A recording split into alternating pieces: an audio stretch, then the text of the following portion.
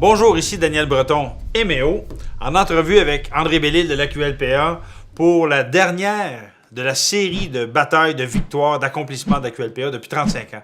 Et là, on va parler du dossier qui nous préoccupe présentement, qui est le Dieselgate, la bataille de Volkswagen contre l'AQLPA. Et j'aimerais ça t'entendre là-dessus parce que tout le monde a entendu parler du fameux scandale du diesel truqué.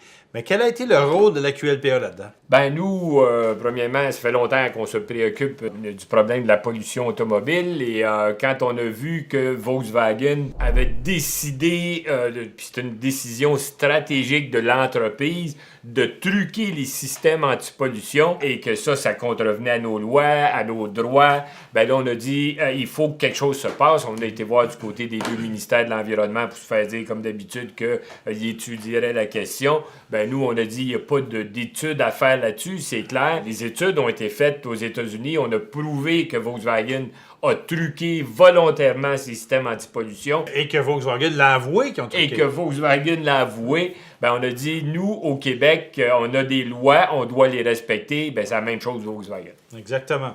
Vous avez décidé de lancer un recours collectif. Ouais. OK, contre Volkswagen. Volkswagen, corrige-moi si je me trompe, André, a dit, écoutez, on admet qu'on est en faute, on va trouver un moyen de faire une entente hors cours. Et vous, dans le fond, ce que vous exigiez, corrige-moi si je me trompe, c'était de faire en sorte d'avoir une compensation financière pour, dans le fond, compenser la pollution, pour faire en sorte de faire l'éducation populaire, puis aussi de pouvoir donner des incitatifs, entre autres, pour l'électrification des transports. Vous avez soumis un programme à Volkswagen. En fait, ce qu'on voulait, là, c'est offrir à Volkswagen, une fois qu'ils reconnaissent, parce qu'ils ont reconnu leur culpabilité, de leur offrir de faire amende honorable et de réparer les torts qu'ils ont causés en travaillant pour améliorer la qualité de l'air avec nous autres. Ouais. Et là-dessus, on a perdu un an. Ils nous ont comme fait attendre, et la Cour aussi. Puis bon, au bout d'un an, nous, on n'y croyait plus, mais le juge non plus. Et le juge a dit, ben là, ça fait assez longtemps qu'on niaise avec cette histoire-là. Vous deviez vous entendre, vous avez demandé une entente en cours, vous n'avez pas. Je fixe une audience pour le recours le 25 septembre. 2017. Et à l'audience, le juge a été cinglant envers Volkswagen parce qu'ils ont été arrogants, méprisants envers le Québec en disant que, bon, de toute façon, ils vont faire affaire avec le fédéral, puis le Québec, on s'en fout un peu. Et là, le juge a vraiment pas pris ça, nous autres non plus.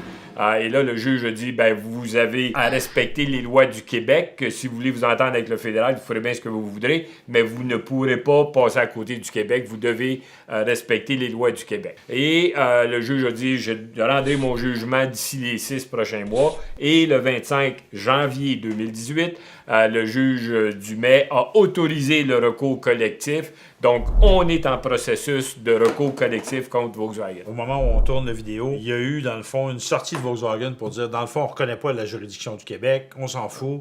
Et ce qui est particulièrement choquant dans ce dossier-là, c'est que quand tu regardes aux États-Unis, entre autres, on peut dire beaucoup de choses des États-Unis, là, mais je veux dire, quand eux, ils décident de mettre leur pied à terre, ils mettent leur pied à terre. C'est comme s'ils disaient, dans le fond, ben là, nous, on va trouver un moyen de compenser les citoyens américains, mais les citoyens québécois, on s'en fout. Oui, sauf que la Cour, comme je disais tantôt, le juge a été très clair là-dessus. Il les a mis en garde, là. Mais ils peuvent difficilement contester au Québec ce qu'ils ont reconnu ailleurs. Ouais. Hein? Donc là, ils partent avec deux prises. Et nous, de toute façon, là, on a besoin de l'aide du public pour continuer notre travail, pour défendre nos droits à la Cour. Parce que c'est sûr, ça demande beaucoup de travail de préparation. On a des avocats. Ça prend des spécialistes en santé, en environnement, c'est ça, etc. C'est ça. Il faut documenter tout ça. Et à l'AQLPA, on n'a pas les budgets de Volkswagen.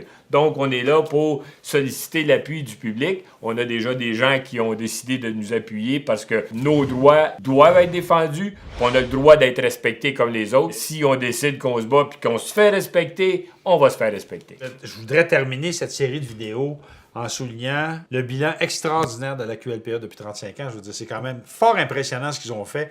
Ils ont vraiment changé le Québec, c'est-à-dire au niveau de la vie citoyenne, au niveau de l'engagement, au niveau de l'éducation populaire, au niveau de la mobilisation, et au niveau aussi des convictions et de l'intégrité. Je regarde dans les derniers 35 ans le nombre de groupes et le nombre de personnes comme André Bellil qui ont fait autant pour l'environnement. J'ai compte sur un doigt. Pour moi, c'est lui. Et c'est pour ça que c'est important, à la lumière des vidéos que vous avez vues sur l'historique de 35 ans d'engagement de la QLPA. C'est pour ça que la QLPA a besoin de votre aide. Il y a une campagne de sociofinancement qui est en train de se faire présentement parce que cette bataille-là, parce que vous en avez gagné beaucoup de batailles, cette bataille-là aussi, un peu à la David contre Goliath, et c'est pas la première fois que tu te fais dire ça, qu'on se fait dire ça, vous gagnerez jamais, ça passera pas. On l'a entendu dans les poursuites de Bayon, dans Surroi, dans Rabaska. Pas la première fois qu'on nous dit ça. Non, ben je rappelle à tous les fois, ouais, mais c'est David qui gagne. C'est David qui gagne. Fait que donc, si vous pouvez contribuer, donner un coup de main, vous allez sur le site de la QLPA. La QLPA a besoin de votre aide en tant que citoyen, en tant que personne qui a à cœur l'environnement et aussi en tant que personne qui a à cœur la QLPA. Donc, sur ce, je vous remercie beaucoup.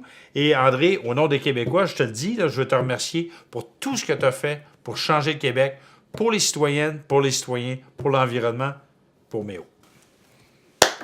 Vraiment. Merci beaucoup et puis au plaisir.